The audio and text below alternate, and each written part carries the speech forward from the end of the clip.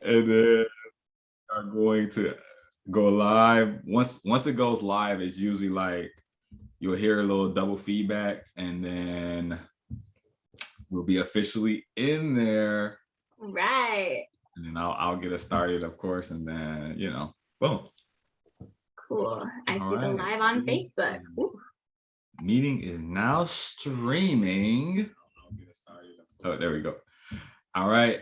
I have officially muted the Facebook live web browser, right? But officially, I am monitoring the chat. I am so excited to share space with the amazing, the wonderful Miss Michelle Jalali. How are you? Hype me up then. I appreciate that. I am doing well. I'm doing well. I'm so excited to be here. Happy it's almost Friday. I'm in a good mood. How are you doing? That is so important, right? To acknowledge Friday. Like almost Friday is just as important as Friday, right? Oh yeah, like, I always say it's Friday Eve. We're good. I love that. I love that. Michelle and I got connected through an amazing mutual friend, Miss Jane Rodriguez. She's also my online business manager. She's an online business manager. Works with so many amazing higher ed entrepreneurs, folks who are trying to start businesses, folks who are trying to get their systems and tools together. And she was always hyping you up, to be totally honest. She was always like, yo, like, you want to interview Michelle? We need it. You got to open it. Oh, you want to do Michelle? Right. Like, and so I'm like, all right, let me at least, like connect with you. But the reality is like how you show up for Women's History Month, for Black History Month, in the lives that we was doing, in the comments. I mean, it was just an amazing, like, I just appreciate the support, right? Sometimes we never know how we're impacting people when we're doing these social media educational opportunities and events. You never know who's really following you. Just oftentimes somebody shows up, somebody like you in the comments, sharing educational, information, asking questions. That's really important. And so, just give us a little bit about you, right? And how'd you find me, or what'd you think? I guess, Yeah. the work that we've been doing. And let's just, learn more about you for Women's History Month. It's about you.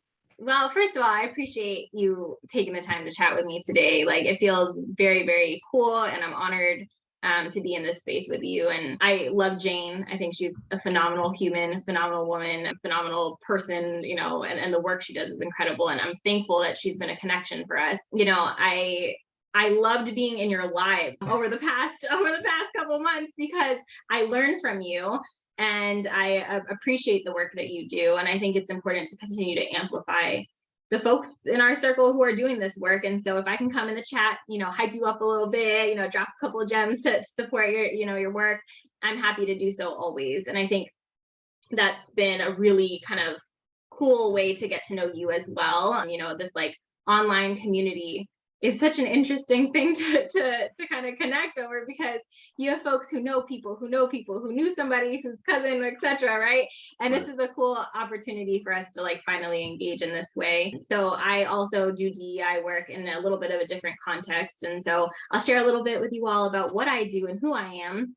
So I'm currently in California right now, so it's only 9 a.m. So, had to put on I got you first thing. You got me first thing. I had to put on some makeup real quick, make myself look presentable, because I rolled out of bed not that long ago. But, I appreciate it. So, I work in DEI work, and I work in a unique context around working with entrepreneurs, coaches, small business owners, and also working with higher ed institutions, because I have a higher ed background, and that's a little bit of a passion area for me.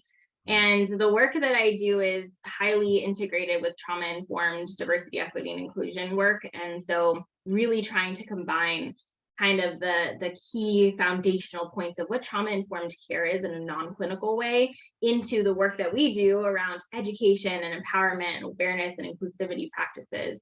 And so I've always loved awareness months, and I say like this because although sometimes folks take it as performative and they do what they got to do and then they disappear, that goes for the next 11 months, it's an opportunity for me to take it a step further and highlight folks that I maybe don't get the chance to connect with otherwise, or to really start amplifying different issues while people are listening a little bit more, especially during Women's History Month. Like, this is a time to celebrate the women in my life, and those who came before me, those who will come after me, the people who are continuing to push me, my mom, my grandmothers, the people in my life who I adore. So yeah, I'm happy to be here. So shout out to mom, shout out to grandma, right? Oh I think my yeah. mom is probably watching this as well. Shout out to mom, I love you. I wanna dive into this idea of trauma informed practice, and not, like you said, not from a clinical perspective, right? We're not talking about trying to be rehabilitative in a therapeutic way, or we're not trying to diagnose people, right? We're not in that. But I do think, especially when you talk about folks of color who are or have tried to pursue a higher education, maybe even public school education in K-12, trauma is present at many phases of most people's life, but we really don't talk about that, right? We don't talk about like what it means to be a first generation college student, or a first generation college student of color going to a predominantly white institution and having that culture shock, but already having trauma that you're taking, from K-12, from home, from friendships into these spaces. And so just share with us, like, what have you saw? What do you think? What are some of the things that folks need to be looking out for when they're trying to send folks or send young people into schools that trauma may be there, but we haven't acknowledged? Yeah, I mean, it's a dope question, because I think that it's so nuanced, right? Trauma itself shows up so differently for people depending on their lived experience, their background, right? Their identities, the combination of all of that. And when you talk about, young people going into college space, a lot of the time they're coming with trauma that they have not even recognized, to your point, right? We got family trauma, we got generational trauma. You're talking about racial trauma, gender trauma, things that are very current. Experiencing social media can be traumatic, right? And then you add on the layers of potentially being one of the first to show up in a college space, and trying to navigate that is, in essence, can be traumatic and highly stressful. And when you talk about toxic stress, that can highly connect, obviously, to trauma. And so some of the things that I think is important are important to really focus on are, number one, what type of support mechanisms do young people need when they're attending college for the first time, first in their family, or maybe just going into a different setting like a PWI, knowing that they might be one of, or if not, the only one in their classroom, walking down the halls, etc. What type of support, what type of on-campus support do they need? What kind of off-campus support do they need, right? Who do we have as constant representation and somebody to connect with while they're on campus? I always said, like, it's very different to say, oh yeah, like, we have a Black student union, that functions on campus, versus saying, no, we have a Black student union that's going to rally together, eat together, talk about issues together. Like, being able to excel that experience is something that's a connection point, is important when you have a young person trying to show up authentically and wholly in a college space while battling maybe some trauma that is consistent and or prevalent in their lives. I think in general, another piece of that is really being able to explore, what does trauma look like for the individual? These blanket, statements of trauma is near-death experience, or trauma is X, Y, and Z, is just not accurate for the average person of color living in the US. It's the experience that every single day you wake up with stress in your body. Every single day you wake up afraid to turn on the news or afraid to switch on your social media. There are definitely moments of fear, especially for young people on college campuses. Outside of microaggressions, in the classroom, what does it look like to be fearful of being able to have an authentic education, right? And so we are really exploring those nuanced concepts of really what trauma looks like for young people, and being able to provide holistic care in that space around, how can we rally together? What does community look like? What does support look like? What does real conversation look like? What does safety look like? How do you define that for yourself? And being able to really, really amplify some of those kind of problematic gaps in order to fill that with support mechanisms for those students. Whew. Wow. and and this is some of the stuff that I've been seeing, some of the research that I've been seeing, especially, some of the newer research around like trauma-informed practice with higher education students, is like most students of color are coming to schools with trauma, and these schools have no idea, right, how to even get folks to even like acknowledge it, or, to even acknowledge it themselves as an institution, right, and get their buy-in, saying, hey, like, we know you have dealt with some stuff. You had to overcome some things to get here. Yeah. And so it is an interesting space, right? It's an interesting space because we can't just program people out of trauma. Ooh. Okay, go ahead. Write that down. That's a quote. right. Like I'm a speaker, I'm a consultant coach. And what I want is to have more time and space with people and students to do this work. Yeah. Right? And I know institutions are not committing to that, right? They're like, okay, well, give me the juice in 2 hours, right? You got 3 hours, you maybe got a half a day. When we're talking about trauma, right? This is like really this is personal stuff, right? And then we add diversity, equity, and inclusion on it. Yep. And so what have you been seeing, or what is your thoughts like on like these institutions, like, okay, yeah, we know it's trauma, but we also want to do it from a diversity perspective. So like, Yeah, I think a lot of institutions do just that. They say, we know there's trauma. We know we need to have a strategic plan that, impacts DEI on our campus, and then they do nothing with it. They acknowledge it and that's it.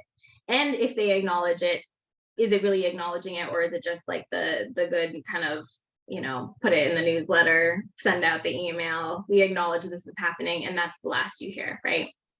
You have students on campus that are not just coming into a space with challenges, and I would even argue faculty and staff as well, right, that are not just coming into a space with challenges because of their lived experience, but also showing up, trying to battle and still be present and engage when every single day is a struggle. I mean, I think that's important to acknowledge too.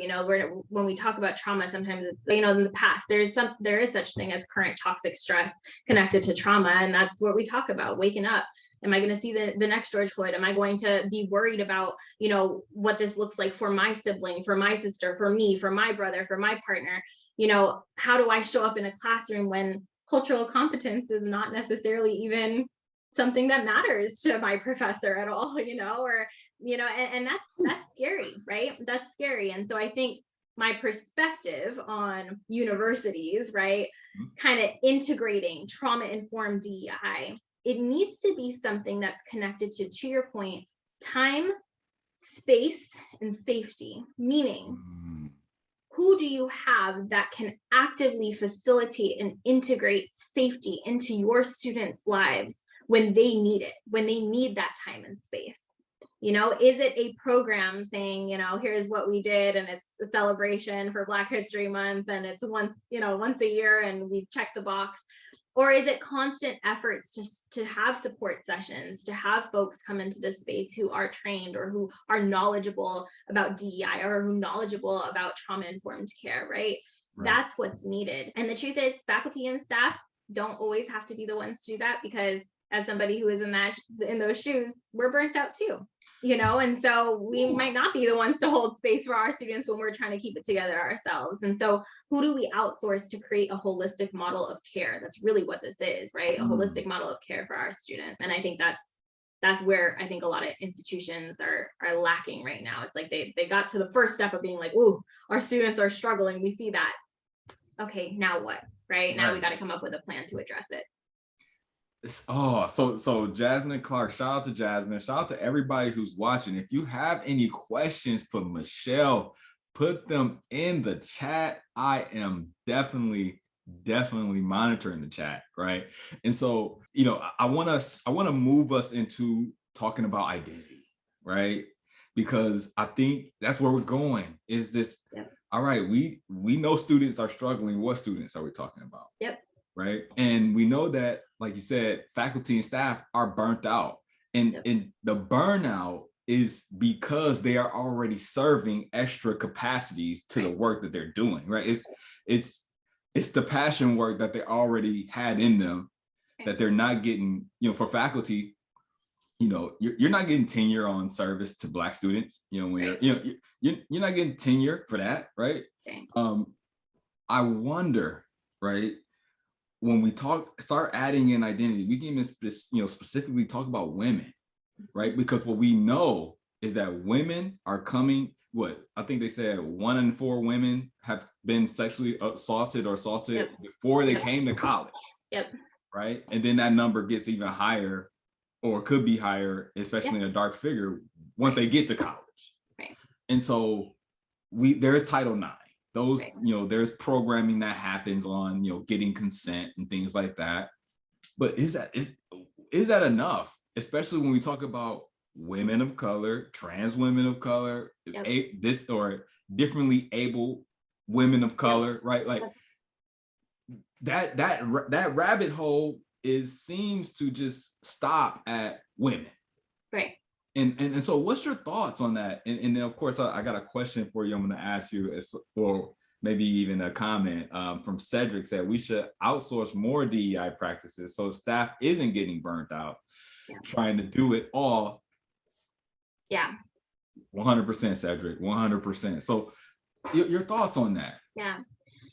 So I think that one of the things that is challenging for the college woman coming into a space, and now we're talking about identity, intersectional identity, etc., right, is that you will have to be able to prepare and properly support, I would say within the next 10 years, the kind of assumption that most women coming on a college campus have experienced some sort of violence, either physically, emotionally, sexually, etc. That is not based on research figures. That's based off of what I know of working with college students, my own experiences, the women that I work with, etc. And I think that it's really important to acknowledge that the way that we support the current college student, the current young woman of color, the current trans woman of color who's coming on campus is going to have to look differently.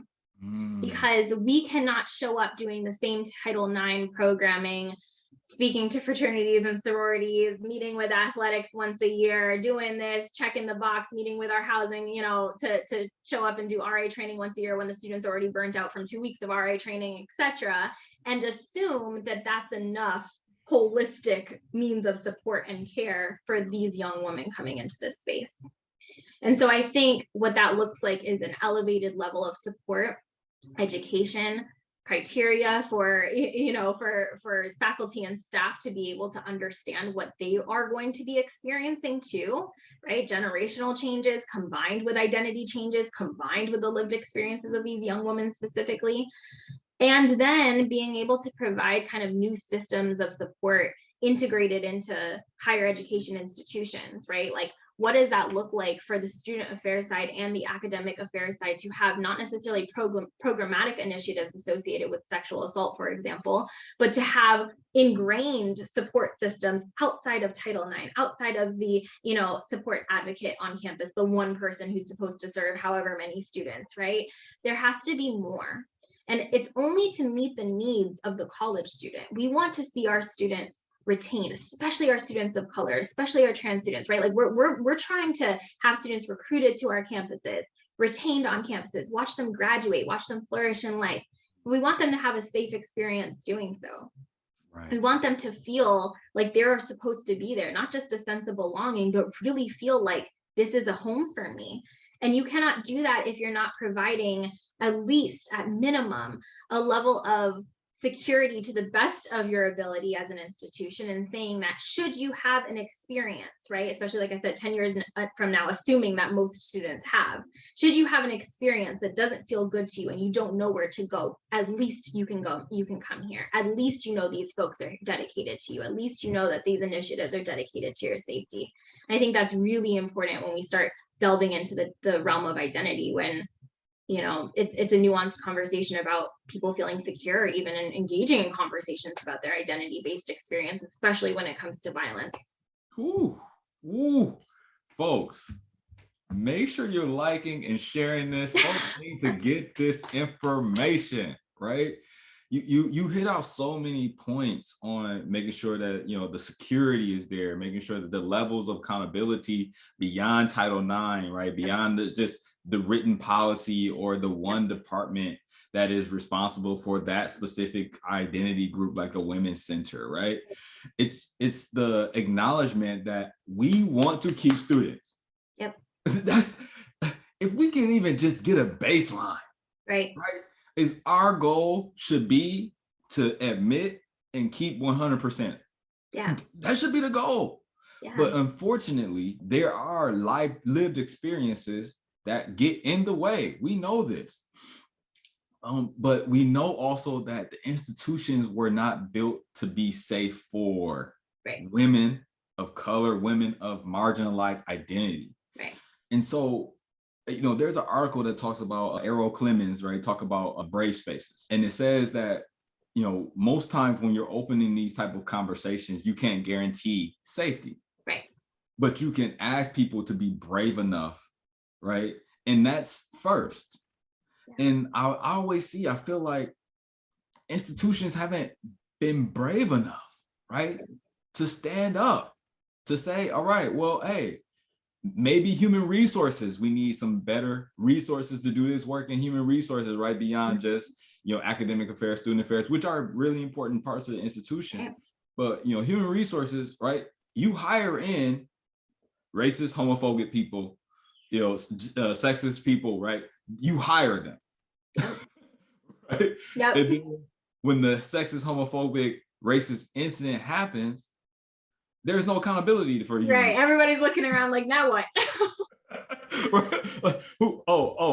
I can't believe they did that, right? Yeah. And then you have some faculty who are tenured, who say some things, do things, and they get off with full, you know, pay, or, you know, they get bought out, right? So there's no real repercussion.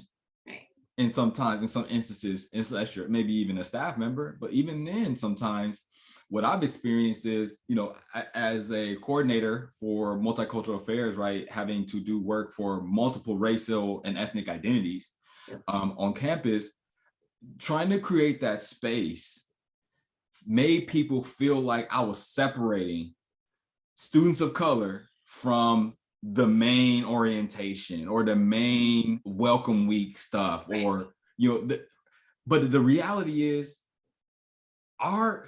what's your thoughts on that? I don't want to go to reality. No. I'm happy to let you finish your thought. Go ahead, and then you know, I already got a response.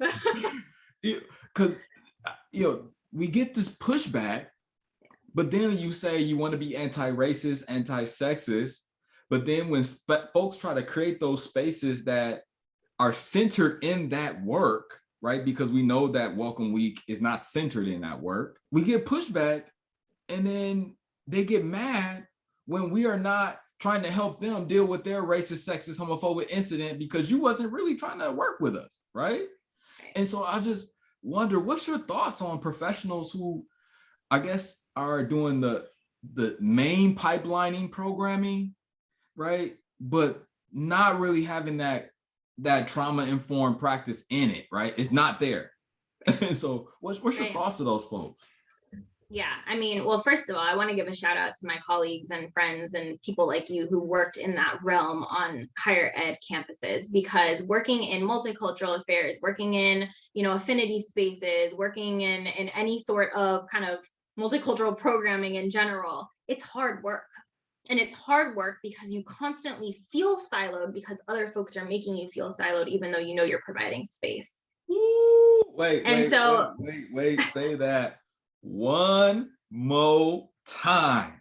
You know, really what it was challenging, right, is that you feel siloed because other folks are making you feel siloed, even though you're providing space.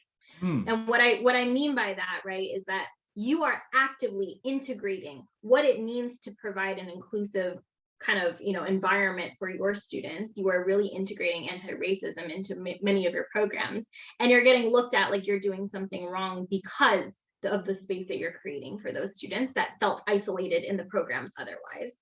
And so I think one of the things that's, you know, going to continue, I think, to be an uphill battle, for a lack of better words, is that our students need those spaces. Mm-hmm. They need those affinity spaces.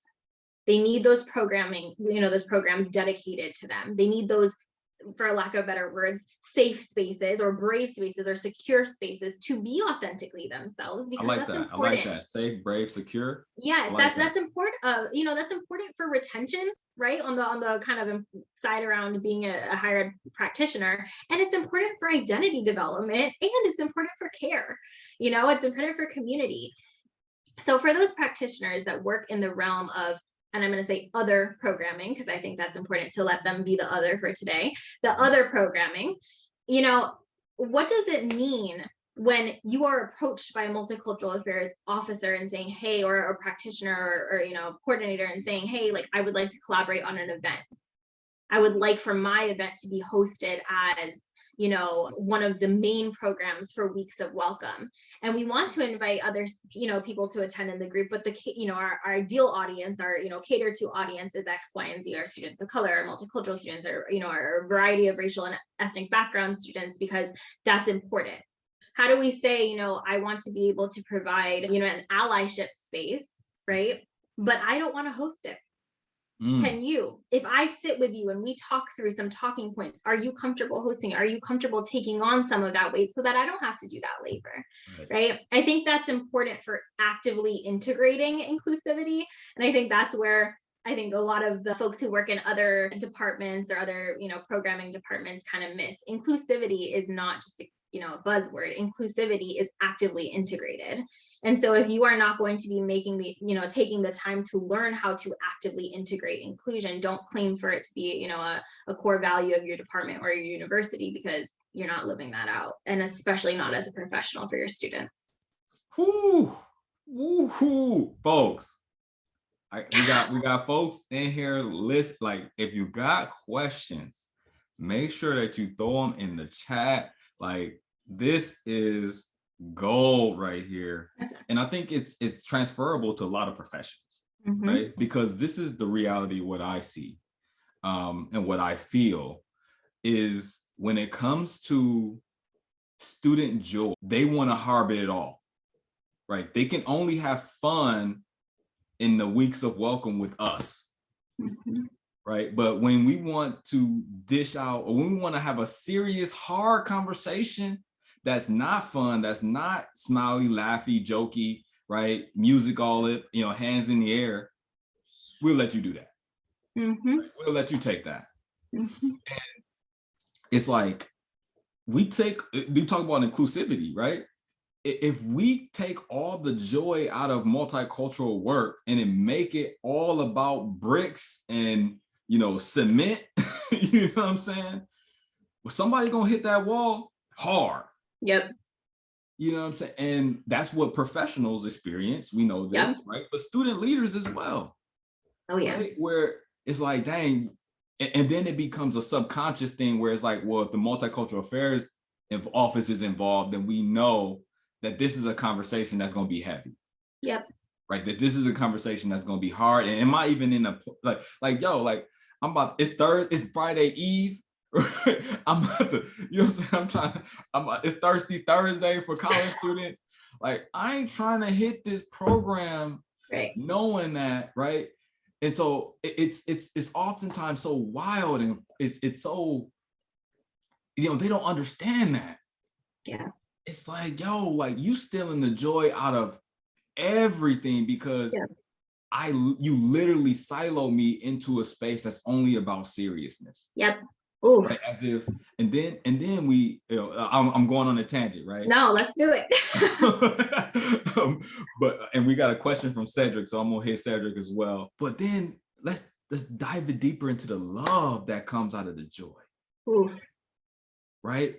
And so I enjoy doing something fun in this space, and it creates love. Yeah. And so now we're not just stealing the joy out of multicultural work with women, work with marginalized women on campus. Yep. We're stealing the love that could be created from spaces of doing this work through a lens of joy. Yeah. right? It's like, I don't have the budget to do a skating rink in the ballroom or whatever, right? I don't have a budget as a multicultural affairs officer or whatever, right? I don't have a budget to do the carnival on the patio or whatever, right? I don't have that. But then I gotta send my students to that to get joy. Yeah.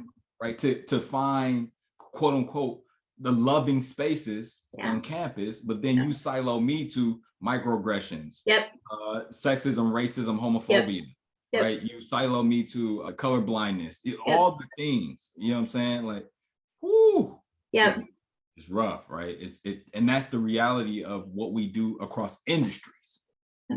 Right. So we got Cedric. Thank you so much for your question, Cedric. Appreciate you. Right. We're gonna do our best. So what do you think the current state of DEI is in, and where do you think it is going? I'm gonna let Michelle take that on, right? Like, this is, and so when we say DEI for folks, because I know I have, like, you know, folks who might not understand, you know, like, so we say DEI like as a acronym for diversity, equity, and inclusion. We don't say DIE because that spells die, and that's just more joy being stealed out of the work, right? So we say diversity, equity, and inclusion for folks who might not be fully aware of that. And so, and know that is also separate work, right? But we don't have to get into that. So what do you think? Where do you think the current state is, and where do you think we're going? I think that in the US, there was a boom that occurred, 2 years ago, I'd say, where diversity, equity, and inclusion work became the thing. And it became the thing because a lot of folks recognized that there was a need, and folks who were potentially not even equipped to engage in certain conversations decided to capitalize off of some of that.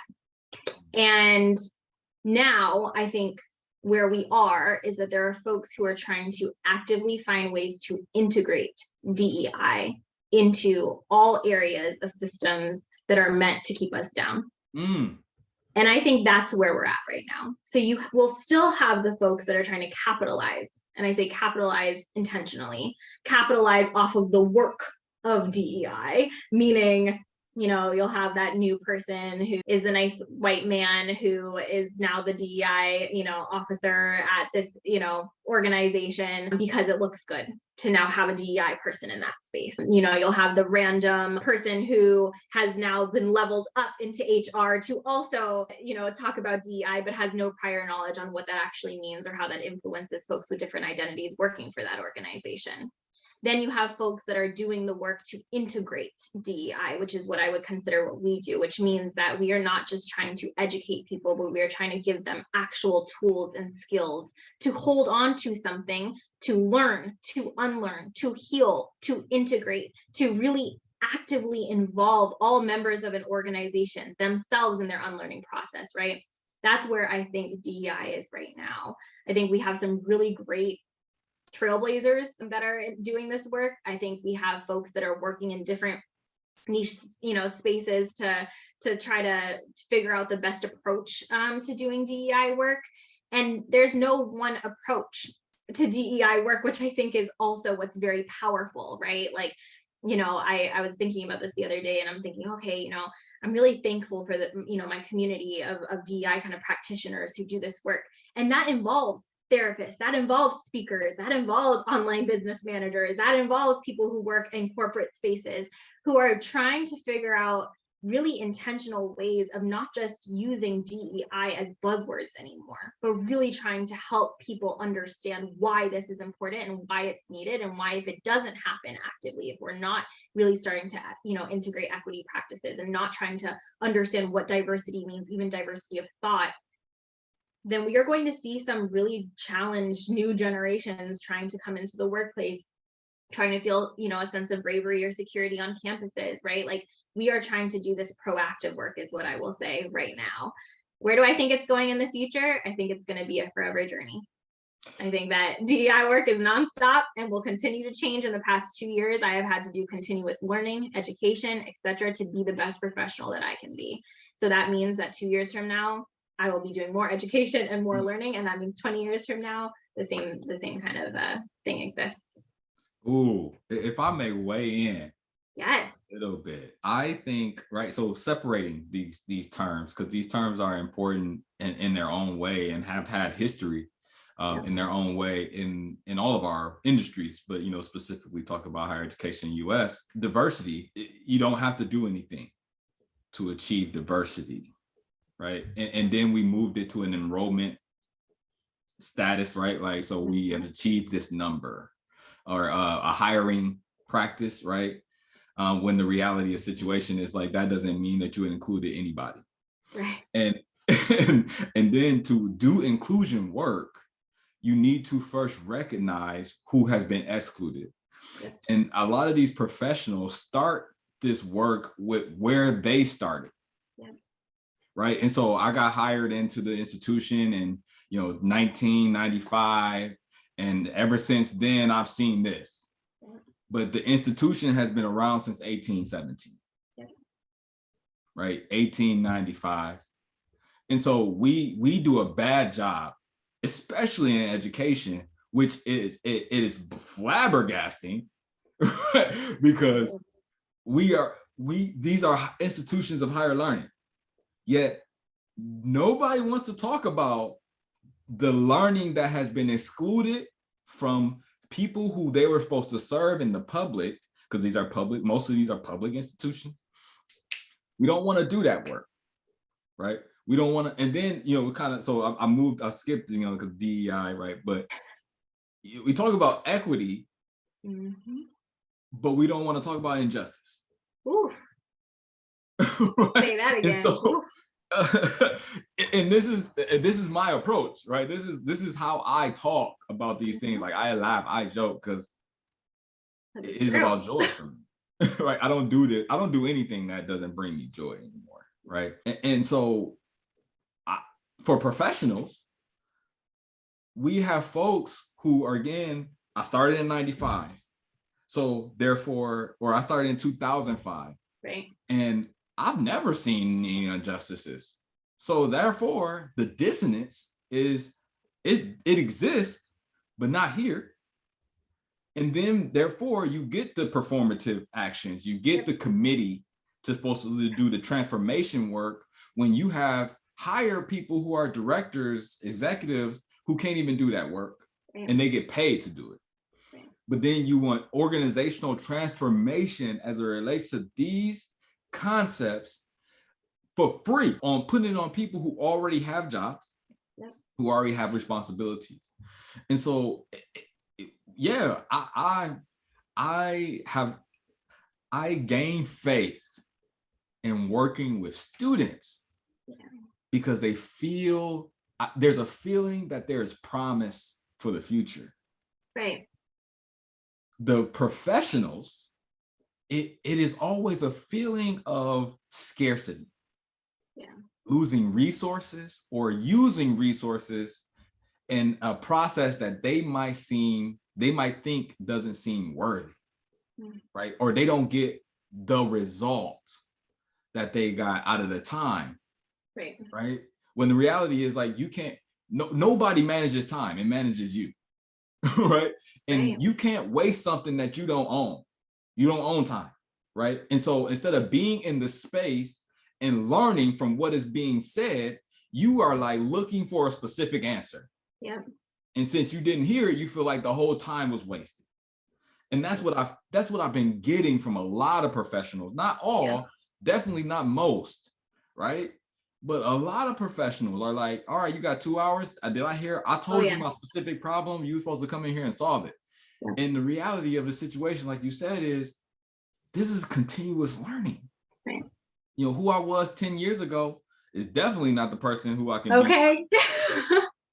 Truly. 20, I'm only on 20 years of graduate from high school, 20 years this year. And I'm definitely not. Thank God for growth, huh? Right? And so, but that's what we expect for these institutions to just grow.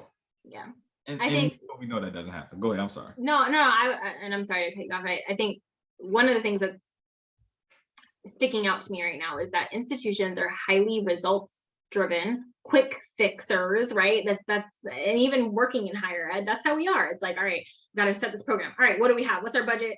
What resources do we have? Who can we bring internally to host the program so we don't have to bring somebody from outside to make our budget even bigger, right? Like, we're always thinking about quick fixes. And I think the one thing that institutions can do differently when it comes to DEI work is understand that they need to be proactive and not be so reactive all the time. I guess this is two things. And also, to your point, understand the very nuanced history of their organization and the culture that is embedded into everything, the departments, the folks who are not even there anymore, but have passed down some lineage in terms of X, Y, and Z, right? You all can fill the gaps. I think that is missing a lot of the time, you know, and the white supremacy culture, the capitalism embedded into many public institutions, especially PWIs, right? We're seeing that students come into that space and they feel it. It's a feeling, right? That can't necessarily be articulated when you're a first generation students walking on campus, or you're a staff member who's burnt out as a new staff, whatever it might be. You can't necessarily articulate it, but you feel it. So what needs to change? What are the culture shifts that need to change on a high level? Not necessarily for the folks that are working essentially an additional job on top of their 9 to 5 to hold the space for their students, for their colleagues, etc. And I think when we start to be more proactive, when we start to really acknowledge the histories of our institutions and start to figure out ways to shift that culture in a very authentic and real way, then we will start seeing, to your point, more actual practices around inclusion. I think then institutions can try to start catching up a little bit. Yeah, you know, it's I think what I'm hearing you say is, like, there is no precedent. Yeah. Right. There is no precedent of like show me the one institution that is like, yo, this is we built the best practice on this. We bring in, you know, this many, you know, women, this many students of color, this many differently able people, right? This many, you know, students of LGBT identity, and we graduate them all, or graduate them most, or whatever. Like, I think there needs to be a full stop, right, Cedric? There needs to be a full stop for people to reimagine this work, right? And I know that folks are like, oh, well, you know, they're afraid of terms like dismantling. But the reality of the situation is like, what are we building this on? Right. What type of foundation? Like, right, like, oh, you know, I just built my house, right? So I learned a little bit about, you know, how new homes and the construction process and all that stuff. And you know, we are trying to build, you know, diversity, equity, and inclusion foundations on concrete that has no rebar. Yep. Right? Like, literally, it looks solid, but on the inside, ain't nothing holding it together. Right. And so this is where you see these different principles impact so many different pieces of work from people. And when I'm in trainings, you will have a person say something like, you know, I don't think race is an issue. And then they come to me and say, I can't believe somebody said that to me. And I say, well, what's your response? Mm-hmm. Right? Because the reality of the situation is that's not a reflection on me. Mm-hmm. That's a reflection on your organization. Right.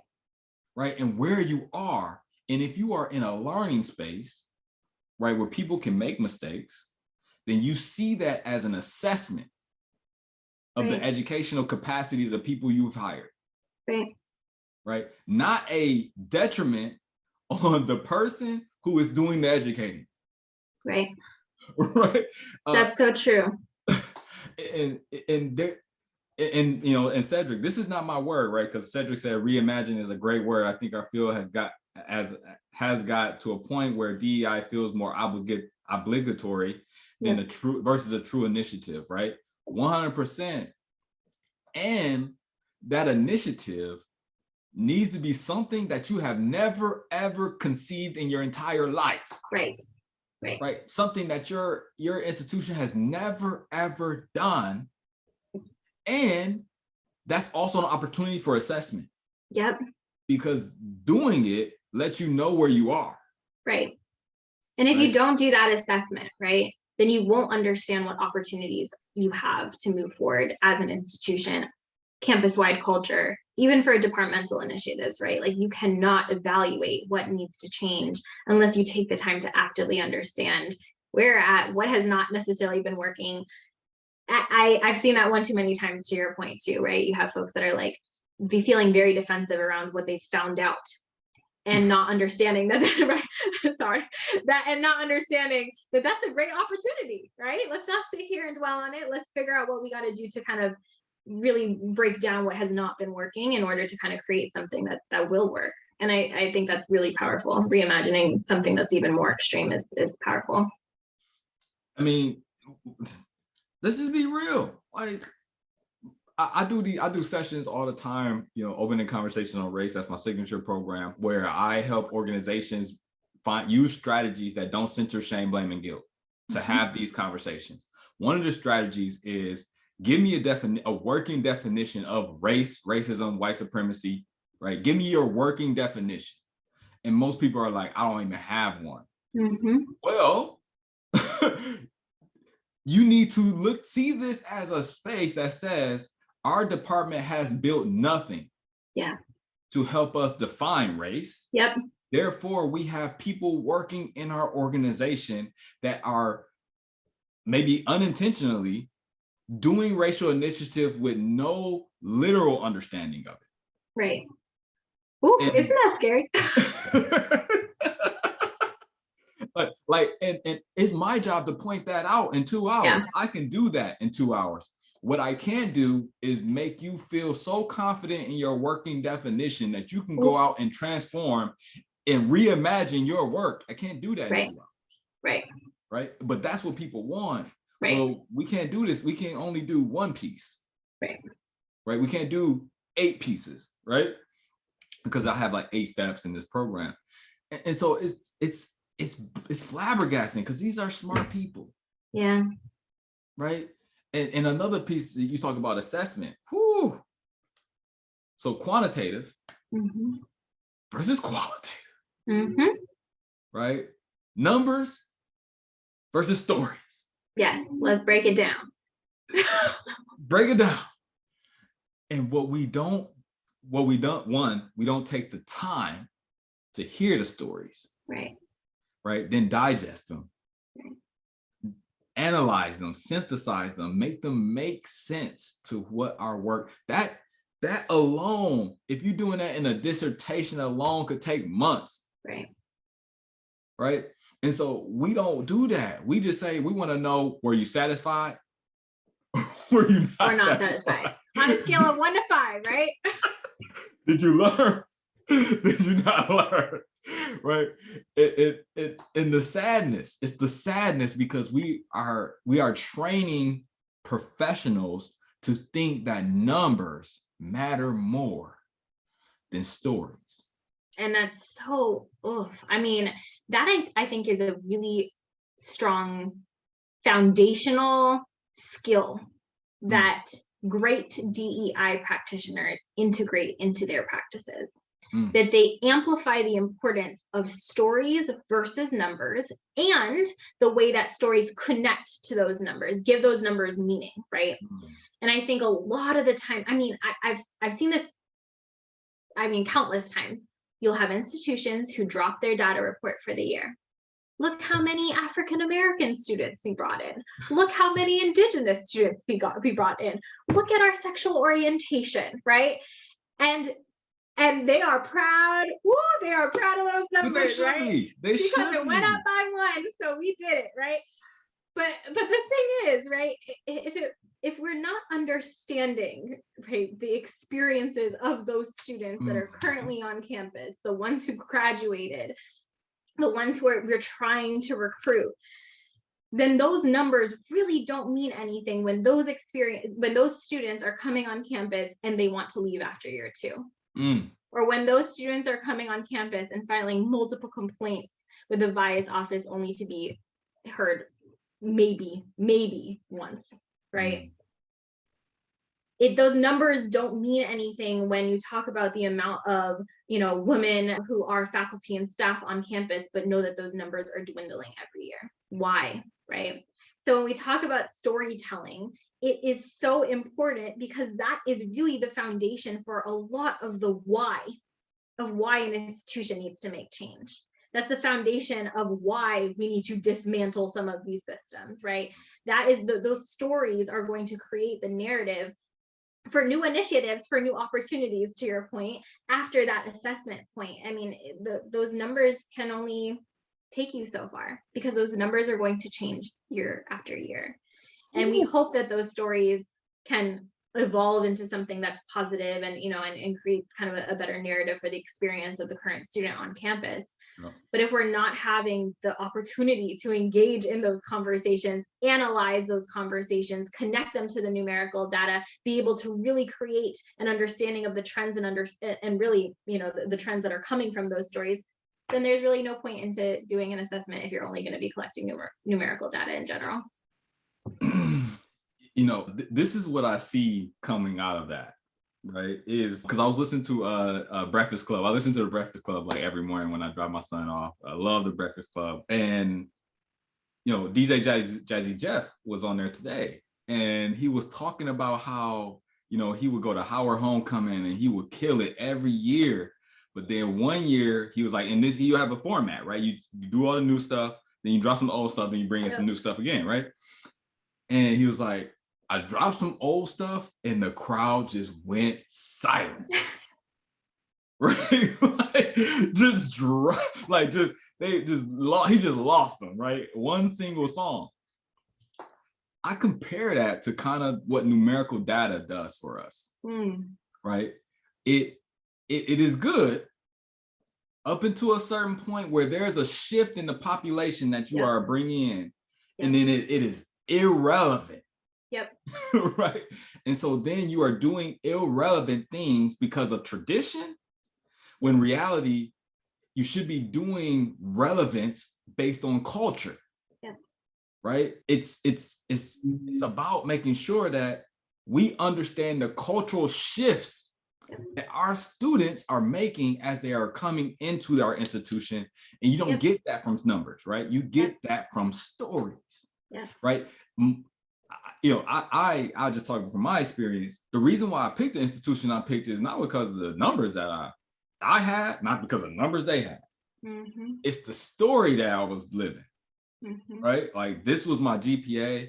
This was my situation. I didn't think I was going to college. I had no idea I was going to try to go to the Army. Army was like, you got asthma? I was like, yeah. They was like, well, no. And there's that. Literally, whole life changed. I got literally my mom, Army dude, recruiter right there. Black man, like, I feeling like, okay, they sent somebody for me, clearly.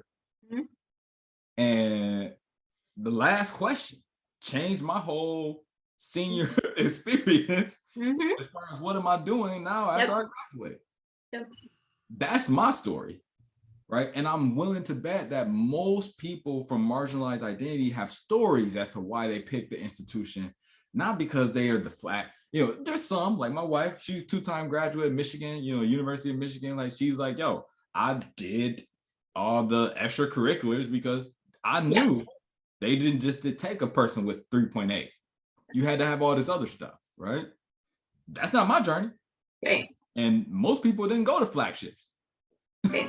Right. Well, you're looking, that's so important because you're looking at someone's journey as they enroll in an institution. You're looking at their identity, the cultural shift, the generational shift. We're working with brand new students right now that are coming with their own specific journey. And if we're not able to meet those needs specifically through understanding their stories, we will not retain them.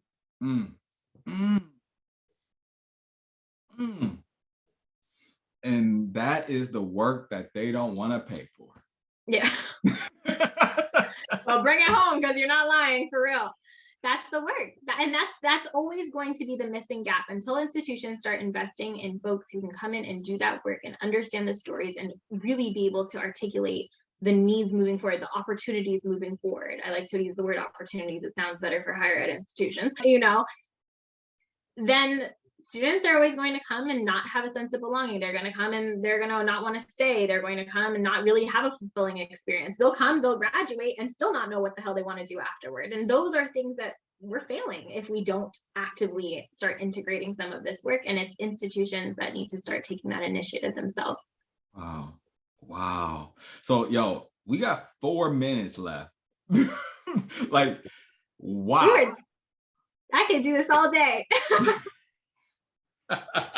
I love the conversation. Again, this is just a conversation. Like I don't have, there's no agenda, right? There's just learning, growth in a community. You know, of course, like for folks who are like, yo, how can we, so first, I always like to ask, like, what is a message that you would like to send to folks, whether it's women, because most of my actual, you know, community is women in education, but you know, it could just be to folks, right? It could be to young people. Like, what's just a message that you want to send as we get to close?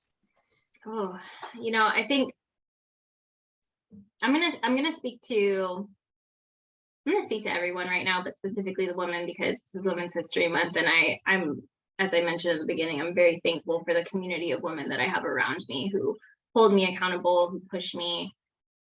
And so my message would be that your voice is important, your joy is important, and any chance that you have to celebrate those moments of peace, I encourage you to do so.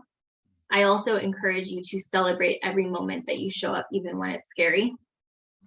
And I would also kind of end with the idea that, you know,